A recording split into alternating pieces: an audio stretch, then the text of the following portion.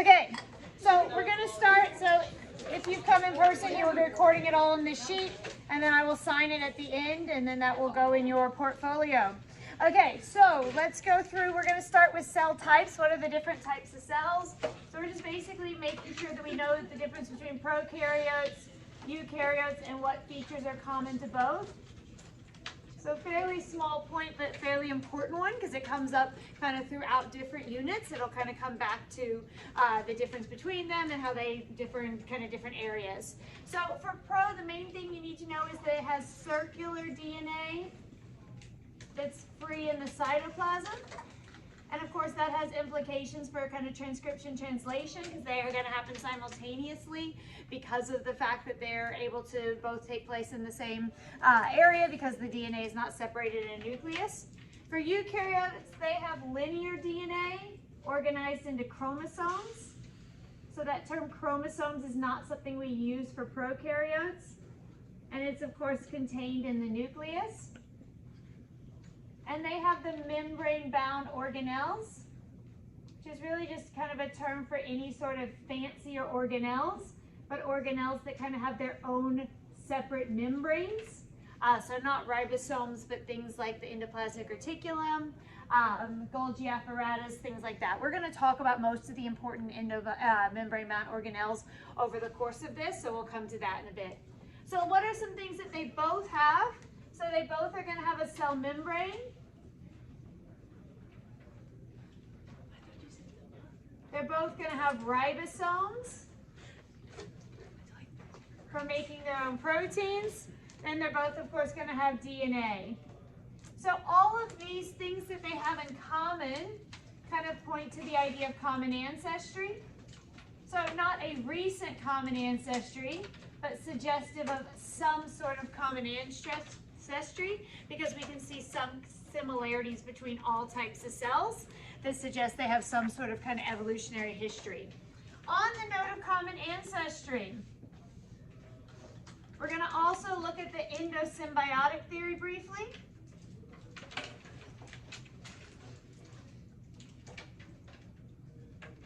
So the endosymbiotic theory refers specifically to two organelles.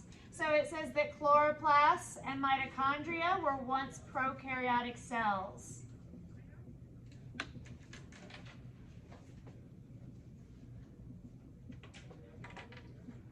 The main thing that usually is asked about it is more kind of what the evidence for it is. So what kind of features in the chloroplast and mitochondria do they share with prokaryotic cells? So if you kind of understand what characteristics do prokaryotic cells have, then it helps you to kind of remember this. So some things that suggest that's the case is that even though they are organelles, they do actually have their own DNA, which no other organelles have. They do actually have their own small ribosomes. They don't really use them, but they do have kind of traces of prokaryotic style ribosomes inside of them. They actually have the ability to self-replicate, which again suggests they were once cells that replicated. And they actually have what are called double membranes. And the argument is they gained an extra membrane when they were engulfed. So they have one membrane, but then once they went inside of that, they then collected its membrane around it and now have a double membrane. So those are the bits of evidence that you'll see for the endosymbiotic theory. In terms of organelles, we're going to spend most of our time on cell membranes and osmosis and so forth, but I do want to go into kind of the endomembrane system or the group of organelles that make proteins. So that's the other kind of organelle bit that I would want you to know.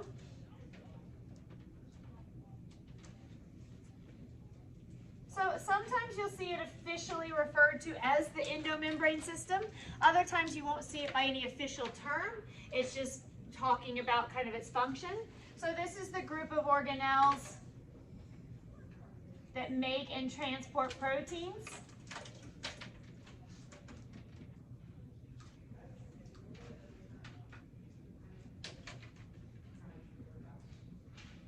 And the reason why it's called endomembrane is because each of them actually is a phospholipid bilayer. So each is made up of bilayers. So they're a membrane kind of organelle. So that's where it comes from.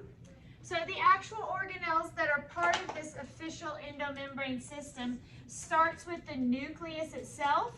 The nucleus itself is not a membrane, but a nuclear membrane is surrounded by one. So that's still part of it. Then from the nucleus, in the nucleus, they're going to have the DNA, which is the instructions for the protein. And it's actually going to get turned into mRNA in the nucleus.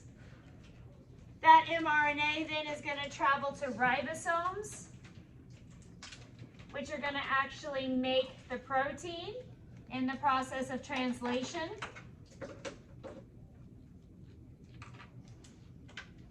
So the making of the mRNA would be transcription. Then we're going to go to the ribosomes for translation. Ribosome makes the polypeptide, and then it's going to transport it on the rough endoplasmic reticulum. A rough endoplasmic reticulum can send it within the cell, so that's going to transport it all within the cell. But if we actually need to send it to somewhere outside the cell, the ER can't ship it out of the cell, so instead it's going to send it to the Golgi apparatus. And then the Golgi apparatus is going to put the protein into a vesicle, which is basically just a little membrane bubble. So it's essentially just a bubble of membrane. So it's going to kind of pinch off part of the Golgi itself to make this little membrane bubble. And then the Golgi apparatus is going to eject it through the cell membrane itself. And that process whereby something that's large and contained in a vesicle leaves through the cell membrane is called exocytosis. So you do need to know those particular organelles, and then of course you'll need to know mitochondria and chloroplast, but we'll talk more about them next unit and when we do energy. So you don't need to know kind of every other organelle. I wouldn't worry a ton about, as long as you know the ones that are involved in energy and the ones that are involved in protein production.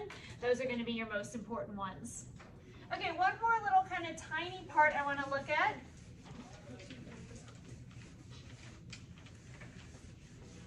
And that's going to be surface area to volume ratio.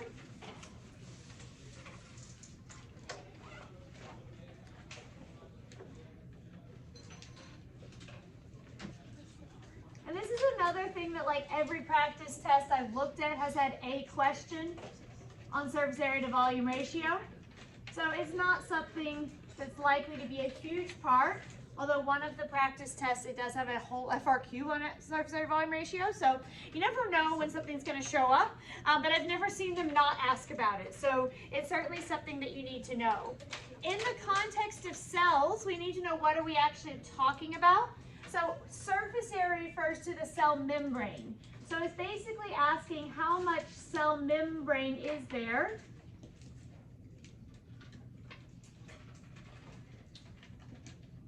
compared to cytoplasm. So the volume is kind of the internal cytoplasm of the cell. And then the surface area is the cell membrane. So that's kind of important that you understand not just whether it's high or low, but how that relates to the cell. So the key is we want to have more membrane. So it's better to have more membrane because that's where things enter and exit the cell.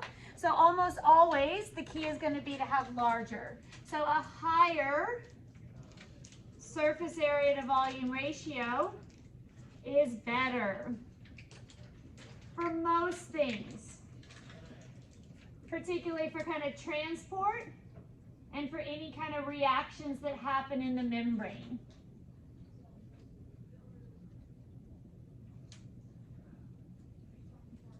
So a lot of enzymes kind of exist in the membrane, and so therefore those reactions are going to go better if we have more membrane. So generally cell membrane plays a really important role in these things, so we want to have more of it. So you're always looking for the higher surface area to volume ratio. What kind of cells have high surface volume ratio is actually smaller cells. So higher ratio is found in the smaller cells. That's the main thing to be careful of, is to not get confused and think you're looking for larger cells, or because you're looking at smaller cells you want a smaller surface area. So that kind of distinction. The other thing that helps, because again our goal is just to maximize the amount of membrane, is to have kind of folded or stacked membranes, or have kind of projections. So the key is just anything that makes us have more membrane. So if you fold your membrane and you can work out more in that space, if you have membrane projections coming out, if you stack membranes, anything that maximizes the amount of membrane means there's more space available specifically for transport and for moving things in and out of cells. And so when we talk about that, it includes like oxygen and carbon dioxide in and out, water in and out, etc. So all the thing that cells need involves things coming in and out of the cells. So there are formulas for it. I am not going to go into the formulas right now. The formulas are on the formula sheet.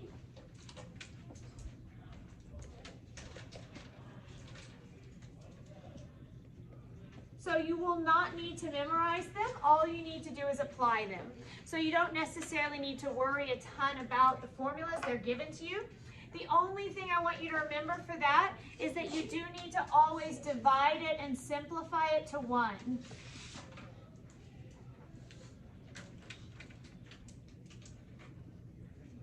So for instance, don't write it as 15 to 3. I would want you to write it as 5 to 1.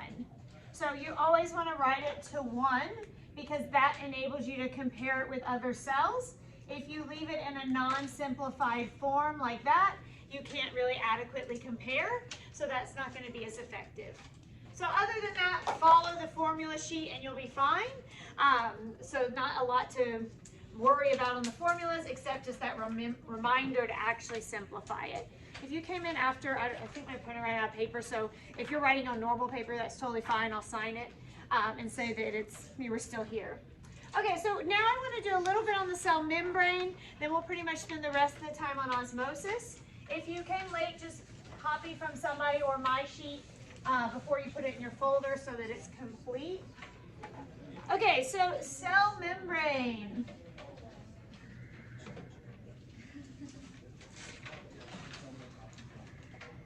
And this is the last thing on that side of the paper.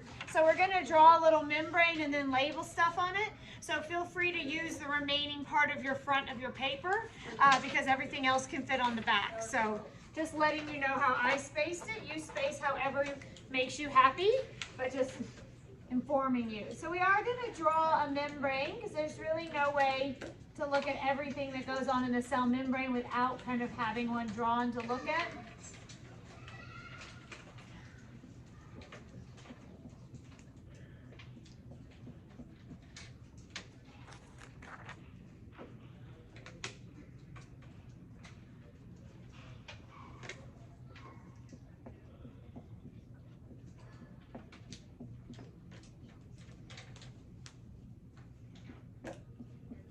Okay, the actual number of phospholipids I put between things doesn't especially matter, but I do want a protein channel, an aquaporin, and a protein pump.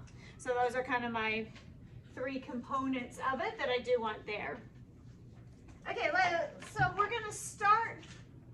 I'll give you a second to finish drawing it. And when I say cell membrane, this can kind of be any membrane.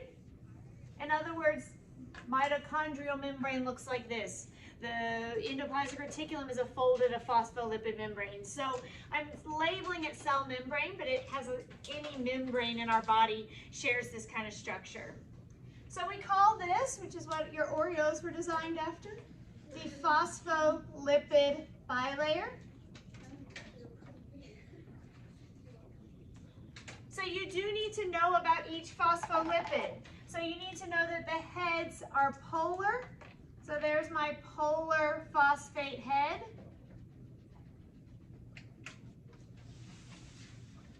We already covered last session that water is polar.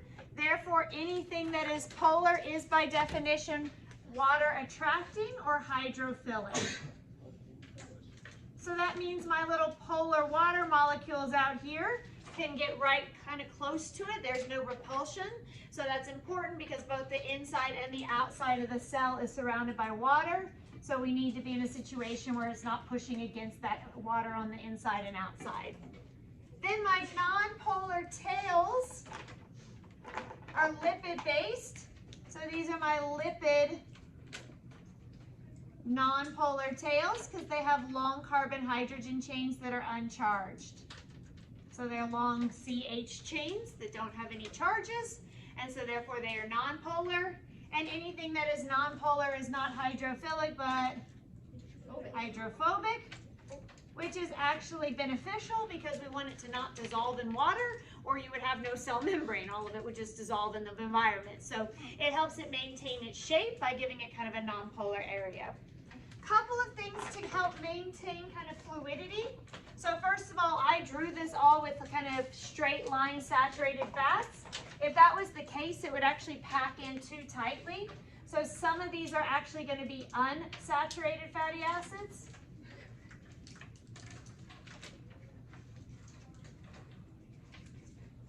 And that's going to help it to kind of keep its space even when it's cold. So it's going to prevent it from getting rigid, so prevent rigidity in cold temps.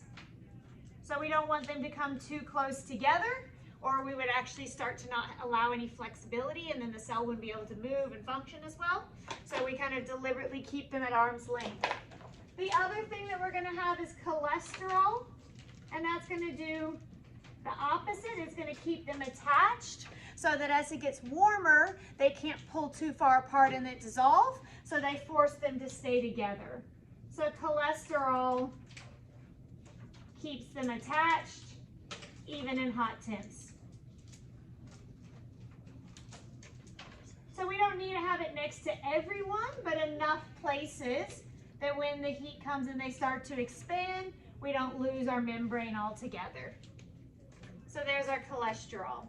So that's kind of everything phospholipid layer, is knowing what phospholipids are, which ones are polar and non-polar. You always need to have your heads out facing the water, tails in facing each other, because the non-polar tails attract to each other.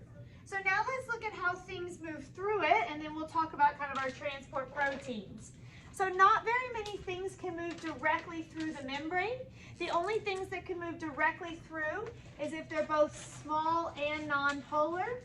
The best examples of that being oxygen and carbon dioxide, which are also super important. So because these are small, tiny molecules and they are uncharged or non-polar, balanced, they can move straight through the membrane through simple diffusion. So they go through the actual heads themselves through simple diffusion, and that's actually a form of passive transport.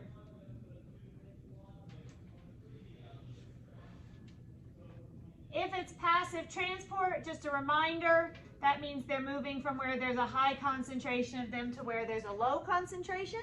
So they can go either way, but they're always going to kind of be spreading themselves out. Something that's larger cannot fit through, and something that's polar is going to have a hard time getting through the tails because they're going to repel it. So larger or polar things need to have a kind of way to move through. So that's going to be the purpose of this protein channel. So this is a channel protein. A protein channel means the same thing. Sometimes it's written each way. It basically just creates an opening whereby the actual phospholipids don't touch anything, and that allows the larger or polar molecules to move straight through in that way. So that's going to be called facilitated diffusion. That is a term you need to know. And it is still passive transport. The only difference is it's going to be going through that protein channel rather than going directly through the actual membrane bilayer itself. One type of facilitated diffusion is for water. So water is the most important thing for moving in and out of cells, because most of the time, rather than trying to worry about moving every solute, it just focuses on just moving water to kind of equal out concentrations that way. So there is a specialized protein channel that's just for the movement of water called aquaporins. So aquaporins are going to allow water, which is, reminder, polar. So it's fairly small, but it is polar. So without having an aquaporin, it would move much slower. And the process of moving water is osmosis. And it's moving, again, high to low, so it's still going to be passive. Just to mention that it is a type of facilitated diffusion. So it's just the specific facilitated diffusion of water, has its own name called osmosis. When we get to osmosis, we'll emphasize this, but water can actually go through the bilayer. It's just going to go through really slowly because the tails are going to kind of repel it. So it's going to have to try and kind of slip through the tails. They'll push it, and so it'll eventually get in, but it would slow down the process. And because of how important water movement is, it's better to be able to have a process in place that can move it nice and quickly so that we don't run into that situation. Last thing we have is an actual pump. So this is going to be a protein pump. So it's not just an opening like the channel is. It's going to actually physically move things. And so it's going to be in charge of active transport. So let's say I have higher sodium inside my cell than I do outside, but I need the sodium inside to send a new action potential. So it doesn't really matter that it's not going in the direction it wants to go. Sometimes things need to be moved inside our cells regardless. So if we're going to move it in that direction, it's going to go through a protein pump, and that's going to be active transport. So when we're doing active transport, this time we're going from low concentration to high. And that's against the natural concentration gradient. So that's not the way it's going to want to go. And therefore, it's going to require energy. Often that energy is ATP, but not always. So we get to cellular respiration next time. Movement of electrons through the proton pumps is actually using electrons excited energy as opposed to ATP. So it just requires some sort of energy source. Doesn't necessarily have to be that.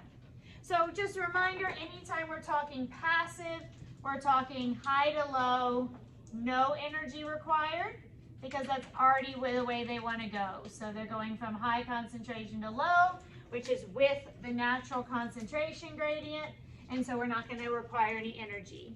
Active transport, we're going low to high, again, does require energy.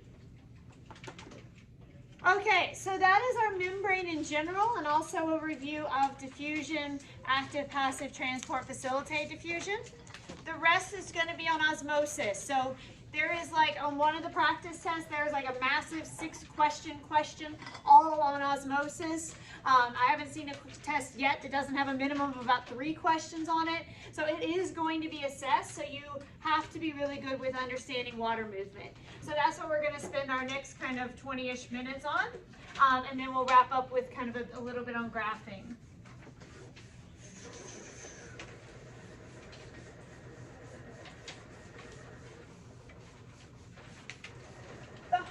About osmosis is conceptually it's really easy, but it's just the fact that it asks about it with different terminology. So that it may ask about it as water potential, it may ask about it as osmolarity, it may ask about it as hypertonic. So we need to be kind of good with all of those wordings. The concept is always the same, but the wording can be tricky.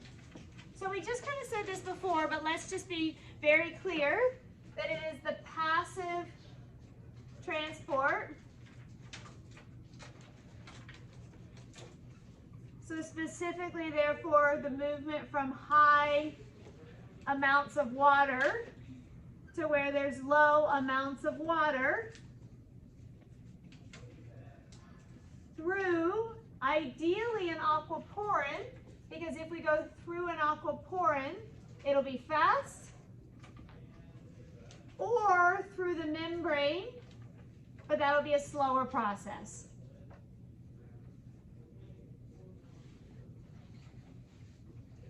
So one way or another, we need to get it in, either through the aquaporins or through the cell membrane.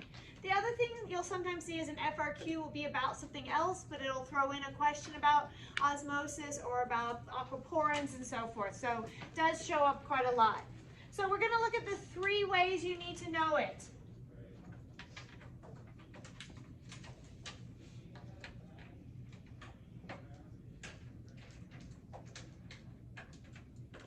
And sometimes if it's an FRQ, you can use any of these terms that you're most comfortable with. So if it's an FRQ and it says explain, you can talk about it in terms of tonicity or osmolarity or water potential. So if it's a multiple choice, you have to be able to handle it, but often on an FRQ, you can choose one. So water moves from a hypotonic environment to a hypertonic environment. So by definition, hypotonic means less solutes. So hyper and hypo are comparative terms. So it means it moves from where there's less solutes to where there are more solutes. That is not contradicting what we said here, because here we said it moves from high water to low water. So if there's less solutes, there's more water by comparison. So we're still going from high water to low water, but this time we're phrasing it in terms of solutes. The other term set that means basically the same thing is osmolarity. So water also moves from low osmolarity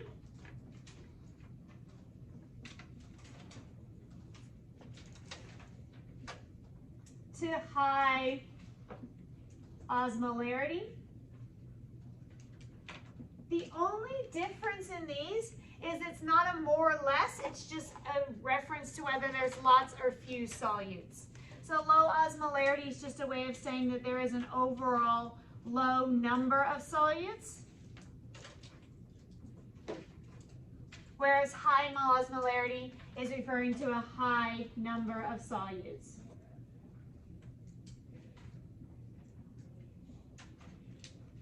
So those two thankfully kind of go together, so at least they're both kind of low to high. When you look at water potential, you have to switch it though. So when you go to water potential, it's actually the opposite. So now it's going to be from high water potential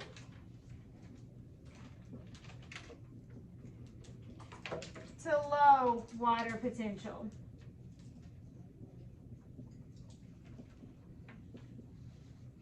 So that's kind of the most confusing one.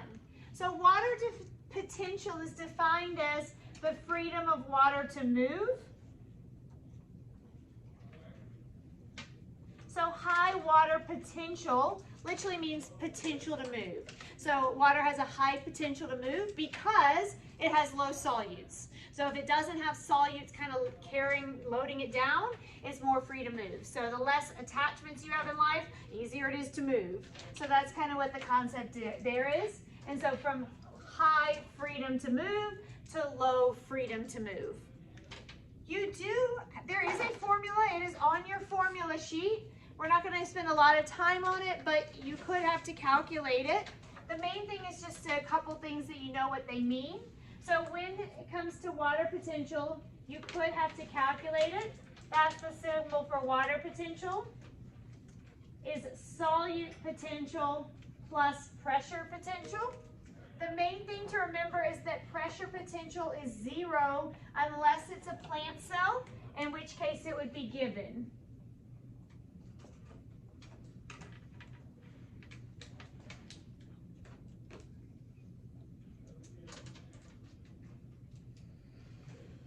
So if it's a plant cell that has a pressure potential, it will give you that pressure potential.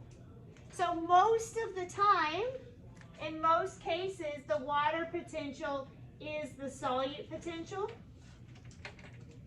So by calculating the solute potential, you know the water potential. And there is a formula for solute potential. And again, that's on your formula sheet. It's negative ICRT. And that information is all on the formula sheet, like what it means and everything. So it's nothing to worry about particularly, like it'll actually tell you I is the ionization constant, 1 for sucrose, 2 for sodium chloride. C is the molar concentration, R is the pressure constant, and it tells you that. T is the temperature in Kelvin, and it tells you that it's plus 273. So that formula, you just have to plug in the numbers. So I wouldn't worry about the formula, because it's basically on there plus what everything stands for. The most important thing is to remember this. So otherwise you can get stuck if it asks you for water potential and you don't know how to go between these. So unless it gives you a pressure potential, just solve for solute potential. And if you do that, you are solving for water potential. Okay, so because I wrote too big, I am going to erase again, but we're going to continue on this same thought. So this is how water moves. The next thing, and this is where some of the questions were about, is what does that mean about cell mass? So you need to be able to go both ways, either predicting what's going to happen to the mass or using data about mass changes to then conclude what that told you about the number of solutes. So we're going to kind of continue on this theme, but kind of go from water movement to the impact on the cells itself. So if water leaves a cell,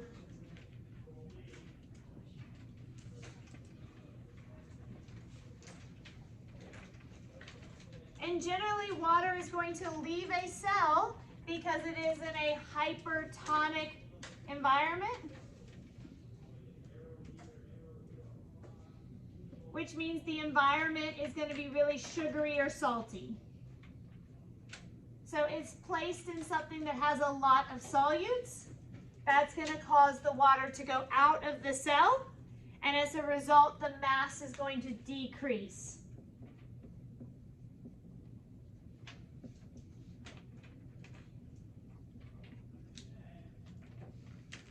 And the cell shrinks. So the questions I've seen seem to have this really big emphasis on making sure that you can look at data and see that the mass shrunk, and then understand that that therefore meant, because the mass went down, it must have been a hypertonic environment, which means it must have had lots of solutes. If water enters a cell,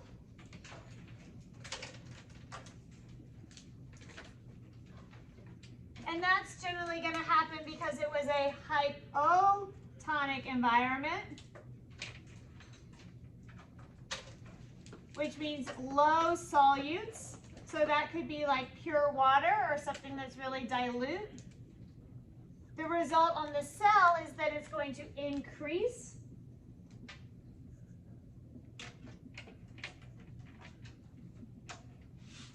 And therefore my cell is going to swell and could even burst. If the cell is unchanged, then it's going to make no difference. So it doesn't mean no water moves, but if water enters and leaves at the same pace,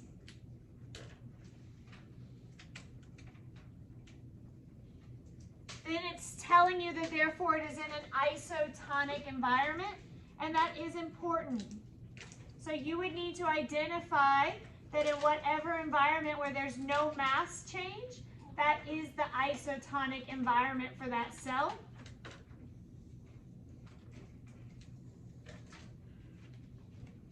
And that is going to be indicated from the mass is unchanged or minimal change. So bear in mind when we're talking experimental data, it may have gone up by like 0.1 or down by 0.1, but you're going to see the smallest amount of change. And so this case where it's doing that, that means it's already in equilibrium. So there's two different things you could be asked to do from mass information. So given the mass, you need to be able to determine whether a solution was hypertonic or hypotonic. So you would need to be able to use the percent change in mass.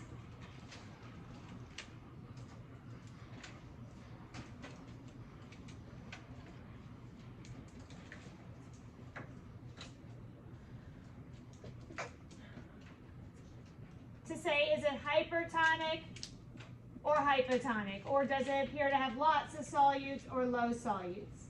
So that should be pretty obvious. The other thing it can ask you to do is it can ask you to determine the molarity of the cell. So it can actually give you all this data and say, what is the molarity or the kind of solute concentration of the cell itself? So in other words, kind of how many solutes are in the cell versus water. And so if it asks you for the molarity of the cell, what you're looking for is you're going to find the concentration of the isotonic solution.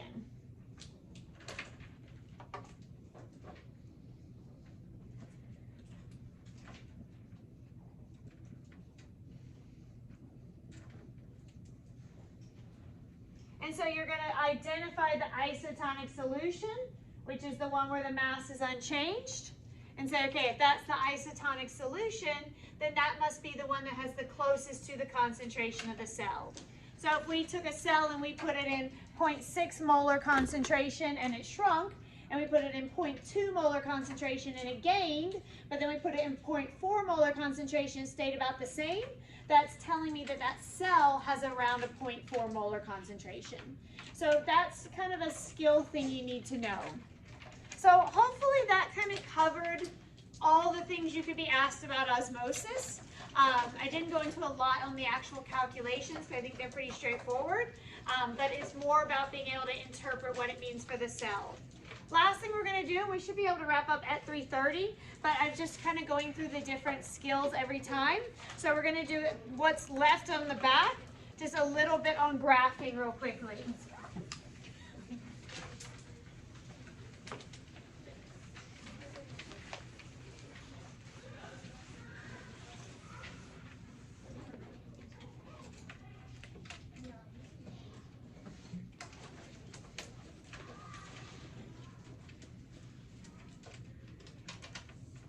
Okay, and most of this we've practiced enough that I think you've gotten pretty good at this, but we're just gonna, I still wanna make sure, because these should be easy points on it. So we kind of did this with independent variable and dependent variable last time, but just to review, because it's also gonna be important in determining what graph to use. You're gonna work out what's the independent variable, in other words, what's being tested, and you're gonna put that on your x-axis.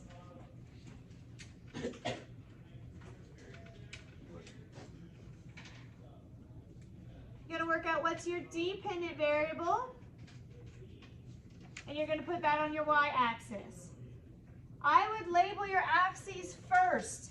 So that is the first thing I would want you to do, is label your axes. Then, once your axes are labeled, then I want you to look at your y-axis, and you need to work out what kind of graph you're going to do based on what's on your x-axis. If your x-axis is continuous and numerical,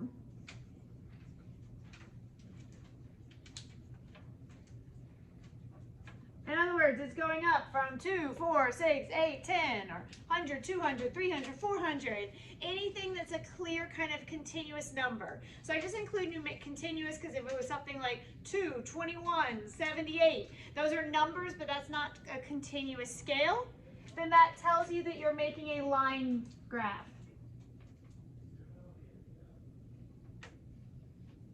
If instead your x-axis is categories and that are not numerical, then that's telling you you're making a bar graph. Most of you have gotten pretty good at this, so you will lose a point though if you make the wrong one. So that's the second thing you need to do. The third thing you need to do, so first you put your things in the right places, Then you made sure you knew which type. You need to make sure that your scale is consistent. And one of the things they love to do is give you inconsistent data.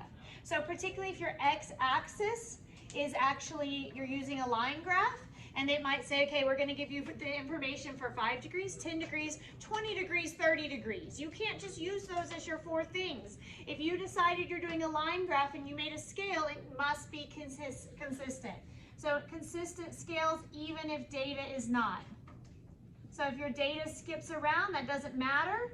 You have to make a scale that's consistent. And then the other thing you need to check for, because I'm probably not as hard on this with grading, particularly when you're grading your own, is you have to include units. So if you don't include the specific units, they can take a point off. Will they make us use like a log scale? I don't think they've ever made you graph a log scale. So they may make you interpret one, but I've never seen a question graphing one. So that's a good question. So I would, yeah, don't worry about making a log scale as long as you could understand one if you saw it. Okay, and then while on graphing, if it gives you the information for it, you must draw error bars. If they're not given, you don't have to calculate them. So it's if the information is given, regardless of whether the question asks you to use it, if given, draw it. So an error bar is plus or minus 2 standard errors of the mean, which is basically kind of similar to standard deviation. So that's standard error of the mean.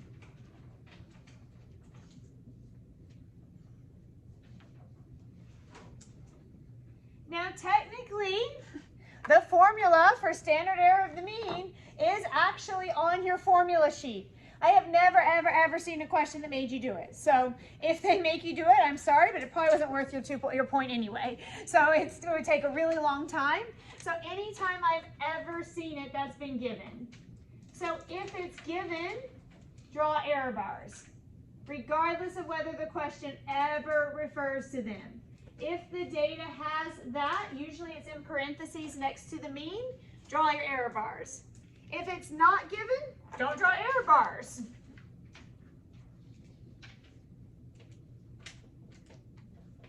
So if there's none given, you don't worry about it. So you only need to worry about error bars if it's given.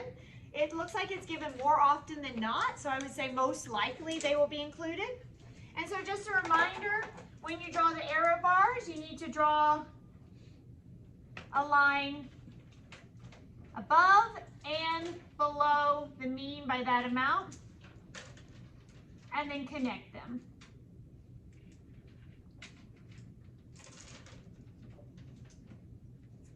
So your bar there, so you go little line, little line. So it needs to go on both sides. The other reminder about error bars, you're going to see them more often when you're doing a bar graph. The reason is that error bars allow you to compare groups, so they're more beneficial when you have categorical data. So if you have categorical data, error bars are a great way of comparing the groups. Generally, if you have a line graph, you're less likely to be comparing groups and more likely to be looking for trends, but you can still do them, and they could still ask you to compare 2 temperatures, for instance. So they can be drawn on line or bar graph.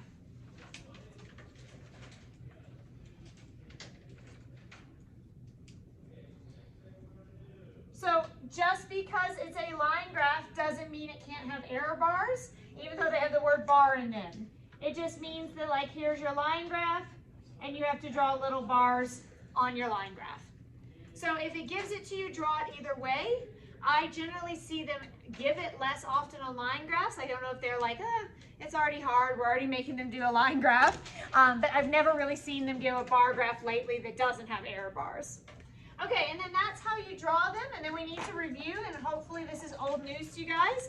There will be a question about error bar interpretation. Most likely there'll be one on your multiple choice and one on your FRQ, and this ought to be 2 points you can guarantee yourself to get. If the error bars overlap, that means the data sets are too similar, so that means there is no statistically significant difference between the groups or the conditions.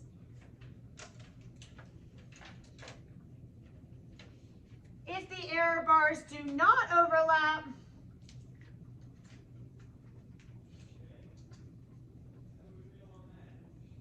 that means there is a statistically significant difference between the groups. The single most important thing is that you are looking at the right bars, which I know sounds really obvious, but a lot of times you're going to have a graph and it's conditions, and then there might be groups within the conditions. There's bars everywhere, and you need to read carefully and check which bars you're supposed to look at. So it sounds really obvious, but be careful that you're looking at the right bars.